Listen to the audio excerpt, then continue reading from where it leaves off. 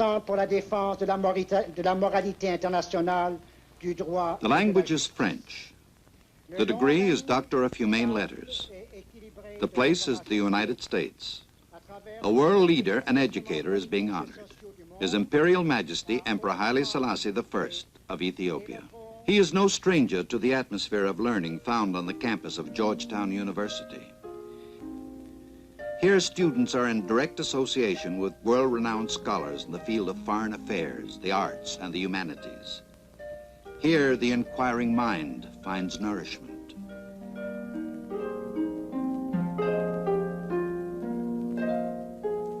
During the 8-day visit of Haile Selassie to the United States, he will participate in many ceremonies that demonstrate the respect of a friendly nation.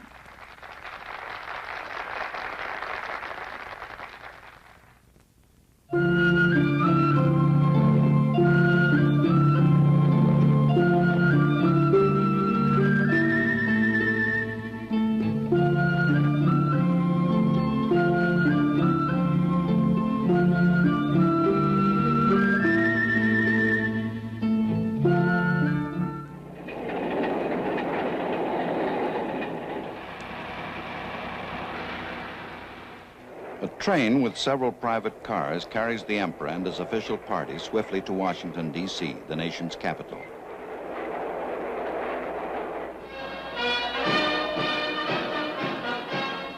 This will be the first meeting for President John F. Kennedy and Mrs. Kennedy with the man who played a leading role in the creation of African unity.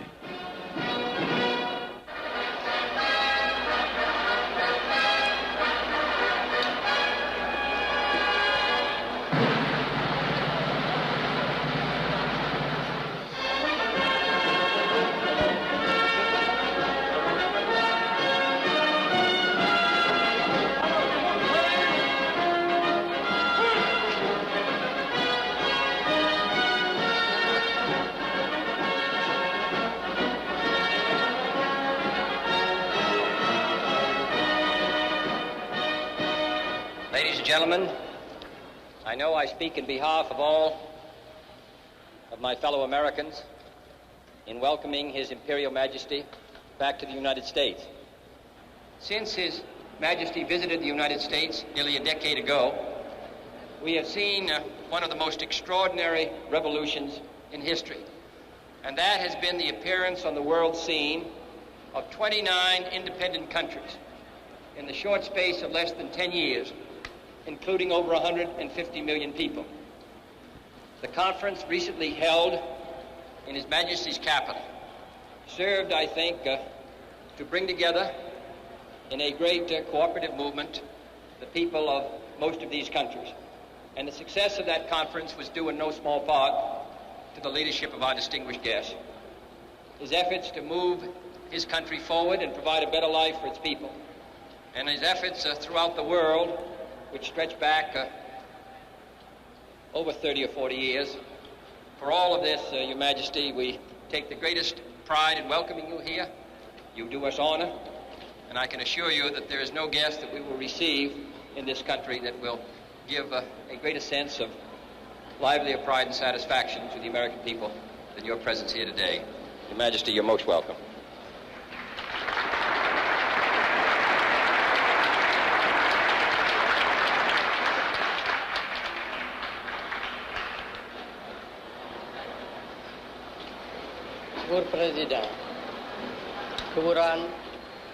Mr. President, Mrs. Kennedy, Your Excellencies, ladies and gentlemen, I am deeply touched by the generous words of welcome which you have addressed to me, Mr. President, and by the warmth with which the American people have greeted me during the few short hours I have been in the United States.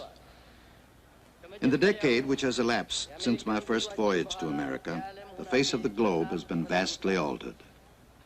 Africa and Asia have been transformed into continents whose people are almost entirely removed from the subjugated status which was the lot of so many of them but a few short years ago. As free men, we Africans are now seeking the unity and the oneness which will enable us to put our freedom to the best use.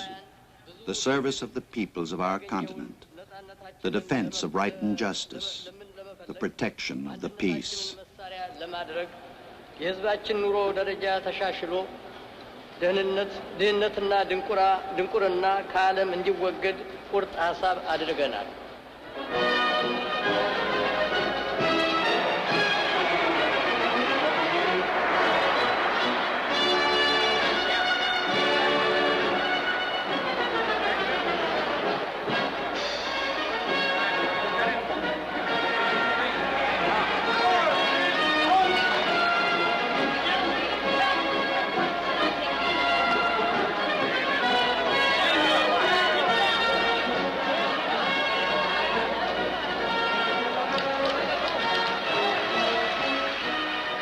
A group of Ethiopian women are among the welcoming crowds. The Emperor of Ethiopia has come to Washington to discuss important aspects of world peace and economic progress. He confers with President Kennedy on African problems and aspirations in these vital areas.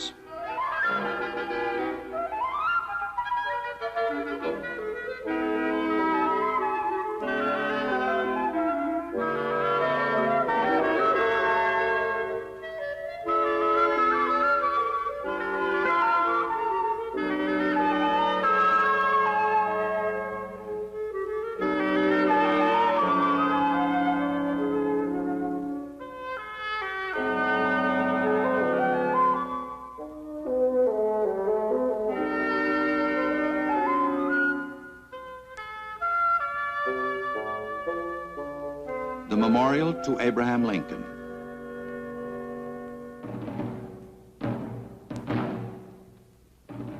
The Emperor and his party arrive at the Lincoln Memorial to place a silver wreath in honor of the American president, who is an international symbol of unity and freedom. President Kennedy's Secretary of Interior, Stuart Udall, accompanies the Emperor. Included in the Emperor's party are Ras Imru Haile Selassie, Ambassador Dinky, Ethiopian Ambassador to the United States, and Ambassador Corey, United States Ambassador to Ethiopia.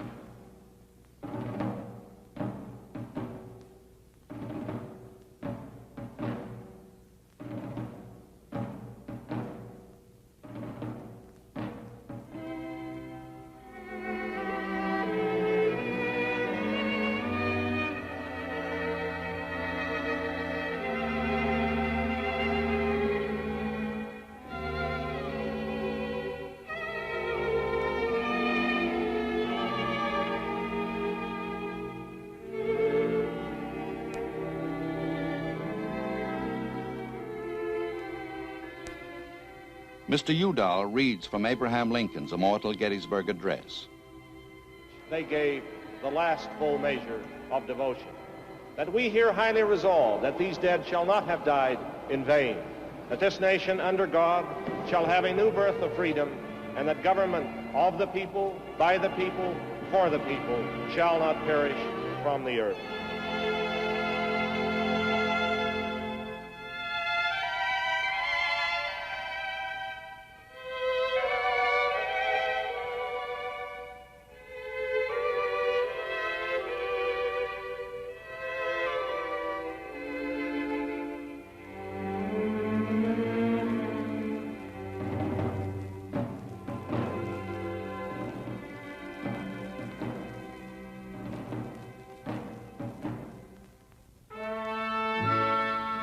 At the National Legislature, the Vice President of the United States, Lyndon B. Johnson, and leaders of the Senate and House of Representatives hold discussions with the Emperor.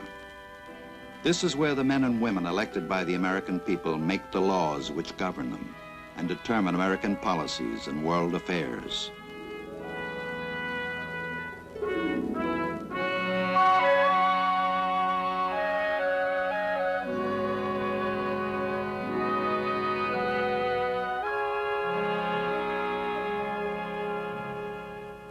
In the same room where President Kennedy holds his press conferences, the Emperor meets with over 500 representatives of the American and world press.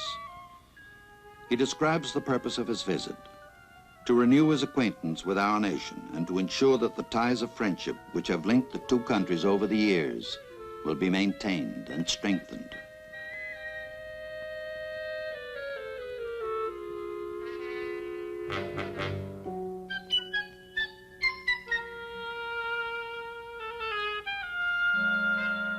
In reply to one question, the Emperor says, What interests us most in Africa today is the collaboration for the purpose of achieving unity for the benefit of Africa and as a contribution to world peace.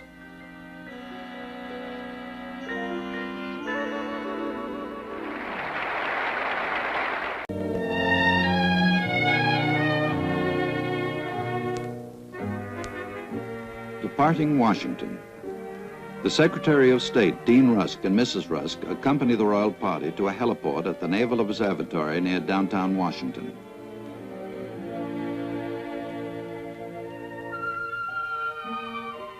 Members of the diplomatic corps pay their respects to the Emperor and members of the official party, which includes his granddaughter, Her Highness the Princess Ruth d'Este. The first stage of the journey is aboard President Kennedy's helicopter to the airport, then on to New York City.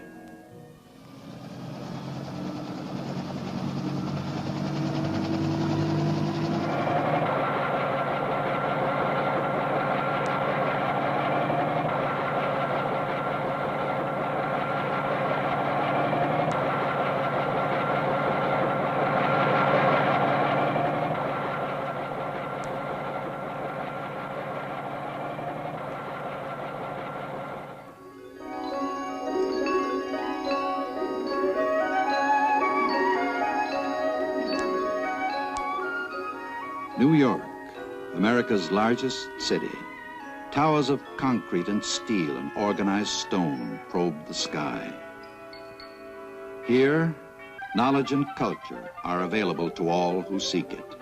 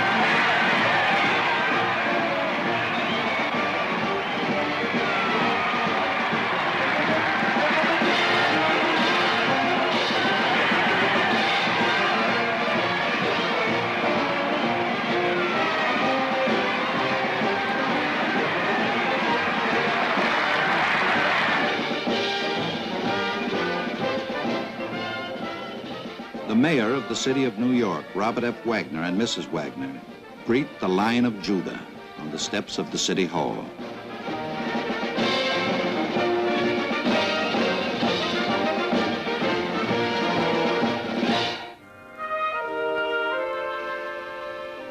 En route to the United Nations, where an open forum, nations can share the benefits of peaceful association.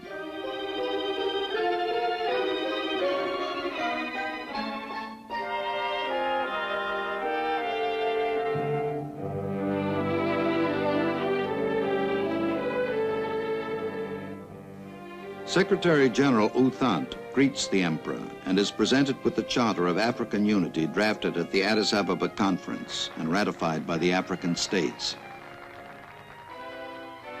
From the people of Ethiopia, a gift to the United Nations, a finely carved miniature of the great obelisk of Aksum, the ancient capital of Ethiopia.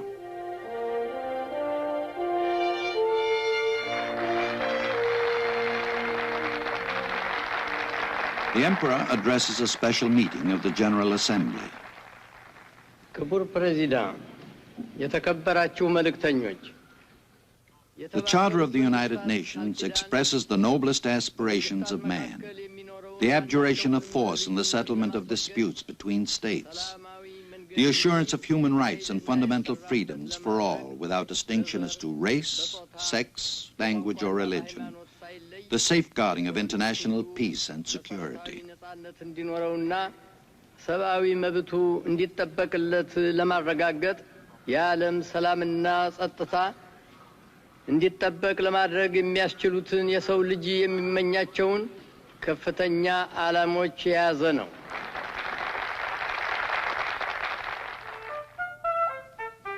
Television is another medium of communication through which millions of Americans see and hear the Emperor.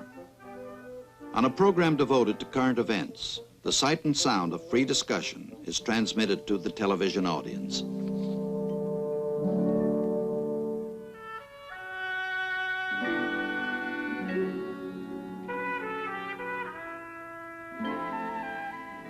Gathered in the Emperor's hotel suite is an important resource of his country.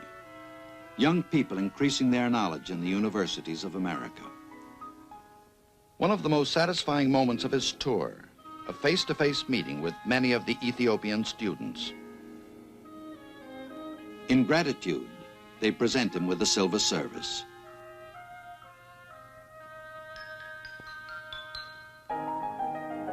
He thanks them and replies that the gift he wants most is unity of purpose, their cooperation in quickening the pace of Ethiopian development.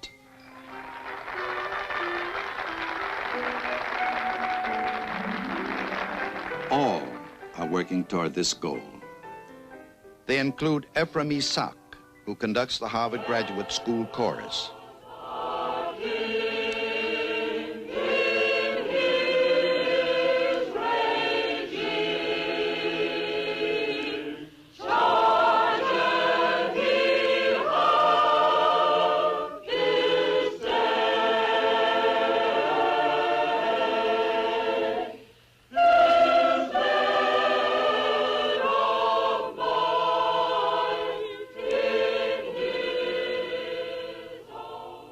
His mission? To found a conservatory in Addis Ababa, taking his doctorate at Harvard University, where President Kennedy was also graduated.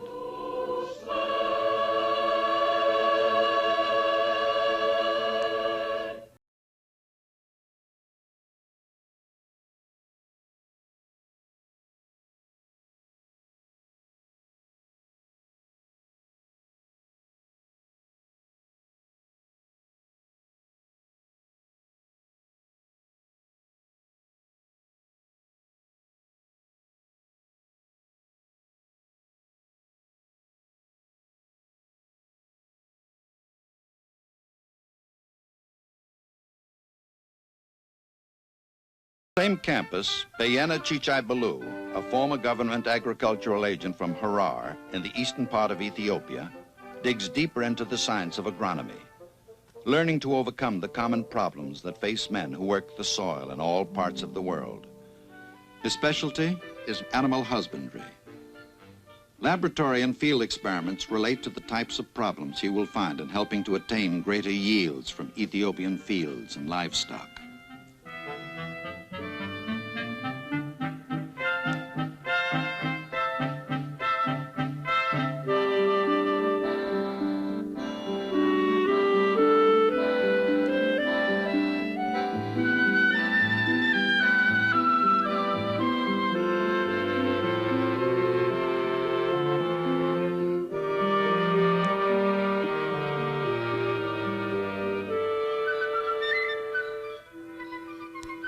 Aviation is essential to a nation like Ethiopia, with rugged terrain and isolated areas. This young man, Bayena Gulilat, is mastering the rudiments of flight at a Washington flying school, studying to be a commercial pilot, secure in the knowledge that the skills he is learning will be of importance to his country.